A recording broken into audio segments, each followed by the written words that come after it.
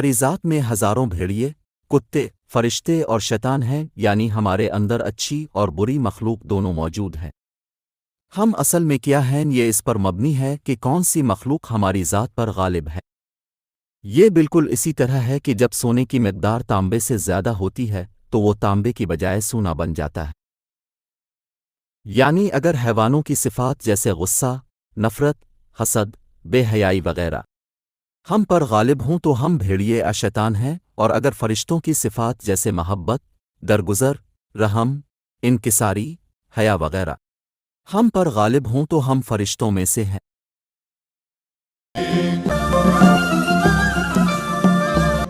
تمہارا وجود در حقیقت تمہاری سوچ ہے، باقی تو صرف ہڈیاں اور گوشت ہے۔ اگر تمہاری سوچ گلاب ہے تو تم گلستان ہو، اگر تمہاری سوچ کانٹا ہے تو تم چولہے کا ایندھن ہو۔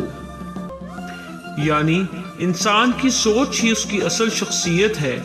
اگر انسان کی سوچ نیک اور مثبت ہو تو وہ اچھا انسان ہے، اور اگر اس کی سوچ شیطانی اور منفی ہو تو وہ برا ہے۔ کسی انسان کی اصل حقیقت کا اندازہ اس کی سوچ سے لگایا جا سکتا ہے۔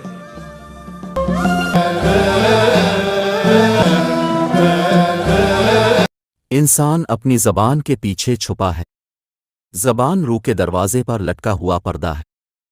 جب ہوا چلتی ہے اور پردہ ہٹتا ہے، یعنی جب تم بولتے ہو تو معلوم ہوتا ہے کہ اس گھر میں کیا ہے۔ کیا وہاں سونا اور خزانہ ہے یا سانپ اور بچھو ہیں؟ یعنی انسان کے الفاظ اور بولنے کے انداز سے اس کی اصل شخصیت سامنے آتی ہے۔ اچھے انسان کی زبان سے اچھی باتیں جیسے شکر، اللہ رسول کی باتیں، نرمی، صلاح اور حکمت وغیرہ کی باتیں نکلتی ہیں، جبکہ برے انسان کی زبان سے بری باتیں جیسے غیبت، چغلی، جھوٹ، گالیاں، تانے وغیرہ کی باتیں نکلتی ہیں۔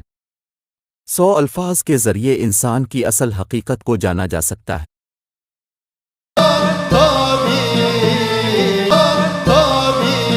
دنیا کی مثال ایک درخت کی سی ہے اور ہم کچے پھل کی طرح ہیں۔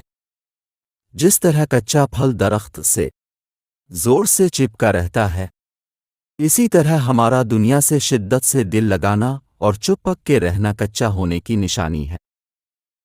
یعنی جیسے پکا ہوا پھل خود ہی درخت سے گر جاتا ہے، اسی طرح جو روحانی طور پر پک جاتے ہیں ان میں دنیا کی محبت و خواہشیں نہیں رہتی، جبکہ جو روحانی طور پر کچے ہوتے ہیں وہ دنیا کی محبت میں گرفتار رہتے ہیں اور کچے پھل کی طرح دنیا کو چھوڑتے ہی نہیں۔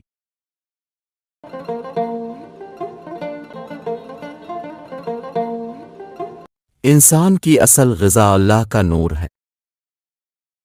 جانوروں کی خوراک اس کے لیے نامناسب ہے۔ جو خوراک ہم کھاتے ہیں دراصل وہ ہمارے جسم کی نشو و نما کرتی ہے، روح کی نہیں، جبکہ ہمارا وجود حقیقت میں روح ہے، جسم نہیں۔ اس لیے بہت زیادہ جسمانی خوراک ہمارے لیے مناسب نہیں۔ ہماری روح جو ہمارا اصل وجود ہے، اس کی نشو و نما کے لیے ہمیں اللہ کے نور یعنی اللہ کے ذکر اور اس کی یاد اور قربت کی ضرورت ہے، نہ کہ گوشت اور سبزیوں کی۔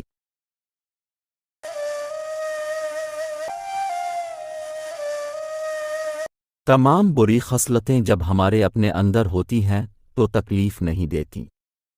ہمیں اپنے خود کے پھوڑے سے کراہت نہیں آتی۔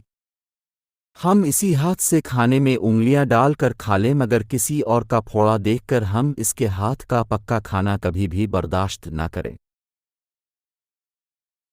بری خصلتیں بھی پھوڑوں کی طرح ہیں، خود میں ہو تو تکلیف نہیں دیتی اور دوسرے میں تھوڑی بھی ہو تو کراہت آتی ہے۔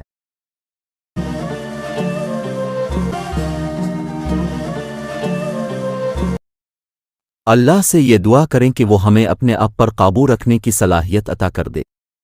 جو شخص خود پر قابو نہیں رکھ پاتا وہ اللہ کے فضل سے محروم رہتا ہے۔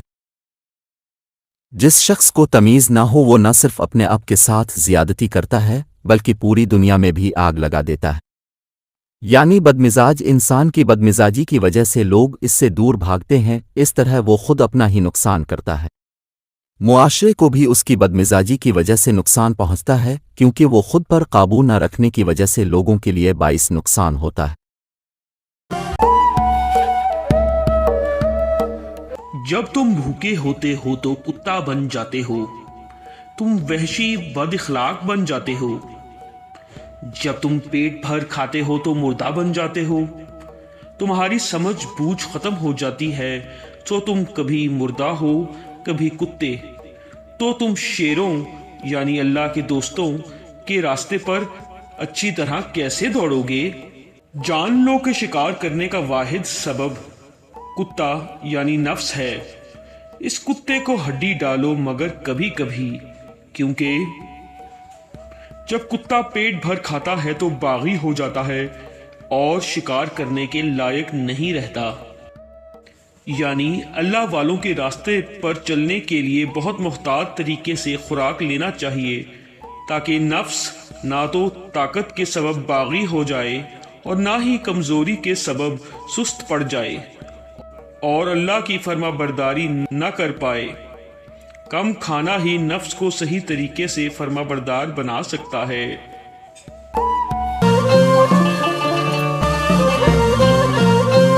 ایک آنکھ والا انسان وہ ہوتا ہے جو صرف حال ہی کو دیکھتا ہے، حیوانوں کی طرح آنے والے وقت سے غافل۔ دونوں آنکھوں سے انجام اور آغاز دونوں کو دیکھ لو۔ خبردار، لعنت کیے گئے شیطان کی طرح ایک آنکھ والے مت ہونا۔ یعنی شیطان نے نافرمانی کرتے وقت یہ نہیں سوچا کہ اس نافرمانی کا انجام کیا ہوگا۔ اسی طرح انسان کو کوئی بھی کام کرتے وقت اس کے انجام کے بارے میں ہر صورت میں سوچنا چاہیے۔ کوئی بھی کام سوچے سمجھے بغیر اور اس کے انجام کا اندازہ لگائے بغیر کرنا حیوانوں کی صفت ہے۔ عقل مند انسان ہر کام کا انجام پہلے ہی دیکھ پاتا ہے، اسی لیے وہ ہر قدم سوچ سمجھ کر اٹھاتا ہے اور نقصانات سے محفوظ رہتا ہے۔ دنیا کی خوشامد اور منافقت میٹھا نوالا ہے، ان کو کم مقدار میں کھاؤ کیونکہ یہ نوالا آگ سے بھرا ہوا ہے۔ تعریفوں کی کثرت کی وجہ سے فرعون بنا۔ نرمی کے ساتھ انکساری اختیار کرو، حکم چلانے والے مت بنو۔ جہاں تک ممکن ہو غلام بن کر رہو، بادشاہ مت بنو۔ تکلیفیں برداشت کرو، گیند بن کر رہو، بلہ مت بنو۔ یعنی خوشامد بظاہراً بہت اچھی چیز لگتی ہے مگر در حقیقت وہ بہت بری چیز ہے جو انسان کو فرعون بنا دیتی ہے۔ سخت حکم چلانے والا اور متکبر انسان جو خوشامد کا عادی ہو جاتا ہے وہ فرعون کی طرح بن جاتا ہے۔ اس لیے نرمی اور عاجزی اختیار کرنا لازم ہے۔ تکلیفیں برداشت کرنا تکلیفیں دینے سے بہتر ہے۔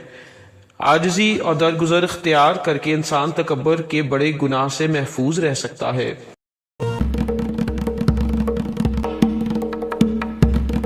بیکار لوگ بیکار لوگوں کی طرف راغب ہوتے ہیں، جو آگ کے بنے ہیں آگ والوں کی طرف مائل ہوتے ہیں۔ جو نور کے بنے ہیں نور کے بنے ہوں کی طلب کرتے ہیں۔ یعنی ہم جیسے ہیں ہمیں ویسے ہی لوگ پسند آتے ہیں۔ اچھے لوگ اچھے لوگوں کے ساتھ کو پسند کرتے ہیں اور برے لوگ برے لوگوں کو پسند کرتے ہیں۔ سو ہماری رغبت سے ہماری اپنی شخصیت کا پتہ چلتا ہے۔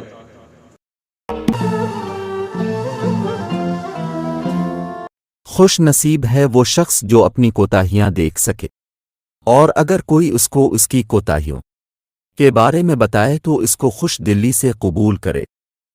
اکثر لوگ اپنی برائیوں کو دیکھ نہیں پاتے اور اگر کوئی ان کی نشاندہی کرے تو اس سے ناراض ہو جاتے ہیں، جبکہ جو شخص ہمیں ہماری کمیاں اور کوتاہیاں بتائے اس کا شکر ادا کرنا چاہیے کیونکہ وہ ہماری دنیا و آخرت دونوں سنوار رہا ہے۔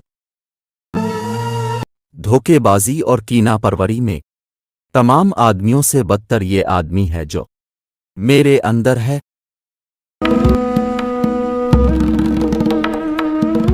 جان لو کہ تمہاری ہر ایک بری عادت ایک کانٹے کی جھاڑی ہے۔